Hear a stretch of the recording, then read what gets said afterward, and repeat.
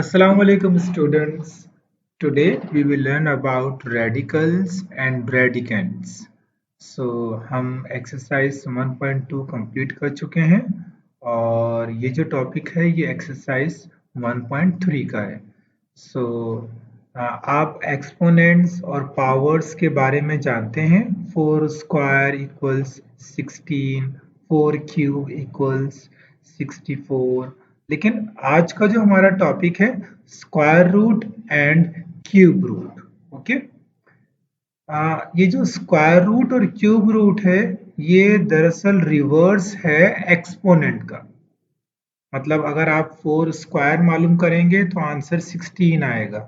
लेकिन अगर आप 16 से रिवर्स जाना चाहते हैं कि वो कौन से दो नंबर्स हैं जिन्हें मल्टीप्लाई या वो कौन सा नंबर है जिसका स्क्वायर किया गया है तो आपका आंसर 4 आया है. तो this is called square root, same as cube root. 4 cube आप मालूम करेंगे तो आपका आंसर 64 आएगा. लेकिन अगर आप रिवर्स जाना चाहते हैं तो इसका मतलब होता है कि वो कौन सा नंबर है जिसका क्यूब मालूम किया है तो आंसर 64 आया. ओके, अच्छा जी. अब हम इसको किस तरह रिप्रेजेंट करते हैं, इसको हम फॉर एग्जांपल अगर आप स्क्वायर रूट मालूम करने जा रहे हैं तो इस तरह का साइन यूज करते हैं. 16, इस साइन को रेडिकल कहते हैं और इसके अंदर जो 16 लिखा हुआ है इसे रेडिकेंड कहते हैं. तो 4 4 जा 16, इट्स मीन 4. याद रखिए ये दोनों नंबर 4 4 जा 16 ही होना चाहिए, यानी कि 2 8 जा 16 नहीं लिखे. हमने पेयर बनाना होता है नंबर का स्क्वायर रूट के अंदर. Okay, and 81 for example. अब 81 हमने पेयर बनाना है किसी नंबर का, कोई दो नंबर जिन्हें मल्टीप्लाई करने से 81 आता है. This is 9, 9 9 81. इट्स मीन आप कहेंगे square root of 81 is 9. Understand? जिस तरह के square root of 16 is 4, so square root of 81 is 9. Okay, same as with cube root. लेकिन क्यूब रूट और स्क्वायर रूट में एक थोड़ा सा फर्क है कि यहाँ छोटा सा 3 लिखा जाएगा जिससे मालूम होगा कि ये स्क्वायर रूट नहीं क्यूब रूट है ना. क्यूब रूट में ग्रुप ऑफ 3 नंबर्स का ग्रुप बनेगा यहाँ पे 64. लेकिन याद रखिए वो नंबर सेम होने चाहिए. Okay, so 4 multiply by 4 multiply by 4 equals 4. It's mean cube root of 64 is 4. Same as with cube root 27. What is cube root 27? So 3 multiplied by 3 multiplied by 3 is 27. It's mean cube root of 27 is 3. Understand? तो इस तरह आपको square root और cube root आप find करेंगे. Now radicals and radicand. So basically हम 2 लिखते नहीं है. स्क्वायर रूट 4 वहां पे 2 वैसे ही ये जो छोटा सा 2 लिखा हुआ है रेड कलर का ये मौजूद होता है. Square root 4 is 2. Cube root 27 अब 3 लाजमी लिखा जाएगा is 3. Same as fourth root 16. कौन सा ऐसा नंबर है जिसे 4 मरतबा मल्टीप्लाई किया जाए 16 आए, वो 2 है. इसी तरह fifth root, for example fifth root of 243. कौन सा ऐसा नंबर है जिसे 5 मरतबा मल्टीप्लाई किया जाए तो 243 आएगा, that it is 3. nth root, तो मैं इसको जनरलाइज कर रहा हूं. nth root of a equals x, यानी कि कोई भी a एक नंबर है उसका nth रूट है तो आपका आंसर x आएगा. अच्छा जी, मैंने ये बात बता चुका हूं. इस साइन को रेडिकल कहते हैं. अंदर जो लिखा होता है वो रेडिकेंड है. लेकिन याद रखिए यहाँ रेडिकेंड पॉजिटिव होना चाहिए. अभी हम नेगेटिव रेडिकेंड के बारे में नहीं पढ़ रहे. ये रेडिकेंड जो यहाँ लिखा होना चाहिए ये पॉजिटिव होना चाहिए. Now one more thing and that is the index. One more thing, ये जो nth रूट ऑफ a आप लिखा हुआ देख रहे हैं इसे a to the power 1 over n इस तरह भी लिख सकते हैं. ओके, यानी कि रूट को to the power 1 over n हम फ्रैक्शन, पावर फ्रैक्शन में होती है, that is basically the root. Okay, now ये कुछ प्रॉपर्टीज है रूट की. मैं आपको कह चुका हूं जो a है वो एक पॉजिटिव इंटीजर है. इट्स मीन ग्रेटर देन और इक्वल टू 0. तो पहली जो प्रॉपर्टी है जरा उसको देखिए. It is about square root of a equals x. It's mean a equals x square.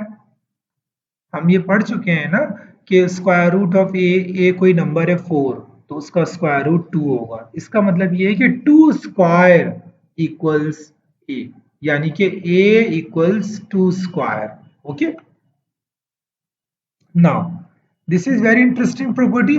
Square root of a multiply by square root of a, दो square root हैं और उसके अंदर जो नंबर लिखा है वो सेम है, तो उन्हें जब आप मल्टीप्लाई करेंगे तो आपका आंसर ए आ जाएगा, क्योंकि दोनों स्क्वायर रूट जब आपस में मल्टीप्लाई होंगे तो ए स्क्वायर हो जाएगा, और स्क्वायर इट्स मीन ए का पेयर बन जाएगा, that's why it is equal to a. Now square root of a और square root of a equals 1, ये तो सिंपली कैंसिल हो जाएंगे। And this one square root of a multiplied by square root of b, you can write this one into 1 square root ab, a और b के बीच में multiply का sign है, ठीक है। याद रखिए ये a और b ग्रेटर देन और इक्वल टू 0 होने चाहिए, अभी हम नेगेटिव की बात नहीं कर रहे हैं। Now square root of a और square root of b equals, again अगर डिवाइड भी हो रहे हैं तो आप a की स्क्वायर रूट के अंदर a और b लिख सकते हैं। ये सारी प्रॉपर्टीज हैं स्क्वायर रूट की। Now square root of a over a it is equal to 1 over square root a। ये किस तरह आया है ये मैं आपको बाद में बताऊंगा, लेकिन अभी ये देख लें, square root of a over a is equal to 1 over square root of a, या इसका reverse 1 over square root of a equals square root of a over a। Okay, same as a over square root of a equals square root of a। Okay, ये difference देख लीजिए, पहले था square root of a over a equals 1 over square root of a, लेकिन अब है a over square root of a equals square root a. Okay, now the last is, it is very interesting, b square root of a plus c square root of a is equals b plus c square root of a, या simply square root of a यहाँ पे common ले लिया है तो b plus सी आ गया।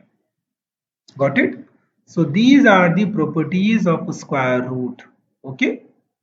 Now अब हम जरा एक्सपोनेंट को भी देख लेते हैं। मैंने कहा 4 square equals 16, this is basically the exponent, 4 cube equals 64। Okay, now अब हम जरा इसे देख लेते हैं, 4 squared equals 16 and 4 cubed equals 64। Square 2 जब लिखा होता है उसको स्क्वायर्ड पढ़ते हैं, 3 जब लिखा होता है उसको क्यूब्ड पढ़ते हैं।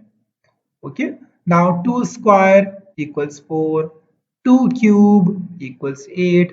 नाउ अब इसका नाम होगा 2 to the power 4 equals 16, 2 to the power 5 equals 32, and then अब जनरलाइज कर रहा हूं a to the power n, a कोई भी नंबर है to the power n equals x। Okay, and what does it mean, it's mean a multiply हो रहा है n टाइम्स। ओके, ये a बेस कहलाई जाएगी और ये n एक्सपोनेंट होगा। Okay, now laws of exponent, have a look at law of product of powers. पहला के law of product of powers, कोई भी a to the power x multiply a to the power y, दो exponents हैं, दो exponential terms हैं, a to the power x and a to the power y, दोनों की बेस सेम है लेकिन पावर्स डिफरेंट है, x और y है, तो जब बेस सेम होगी तो पावर ऐड हो जाएंगी, a x प्लस y आप लिखेंगे। ठीक है, a जो है वो बेस है, लॉ ऑफ पावर यानी कि a to the x to the y, power of power, तो पावर ऑफ पावर आपस में मल्टीप्लाई होती है, x y लिख देंगे आप simply. And law of power of a product, यानी कि a multiply by b whole bracket power y है, तो इट्स मीन वो पावर दोनों को डिवाइड हो जाएगी, a to the power y multiply b to the power y। Okay, now law of power of quotient, ये तो वो इज मल्टीप्लाई और डिवीजन सेम रहता है अक्सर, यानी कि डिवीजन में कोई चीज है उसकी होल पावर है तो वो भी डिवाइड होगी दोनों में। Law of quotient of power, हाँ ये डिफरेंट है, a to the power x से divided by a to the power y है, तो जब इसकी बेस सेम है लेकिन ये डिवाइड हो रहे हैं तो यहाँ पे पावर सब्ट्रैक्ट होंगे। याद रखिए, ये देखिए बेस सेम थी, पावर मल्टीप्लाई हो रही थी तो पावर ऐड होंगी, लेकिन यहाँ बेस सेम है और पावर डिवाइड हो रही है तो यहाँ पे वो सब्ट्रैक्ट होंगी. Okay, so these are basically laws of exponent. In the next video हम कुछ क्वेश्चन सॉल्व करेंगे इससे रिलेटेड. अल्लाह हाफिज एवरीवन.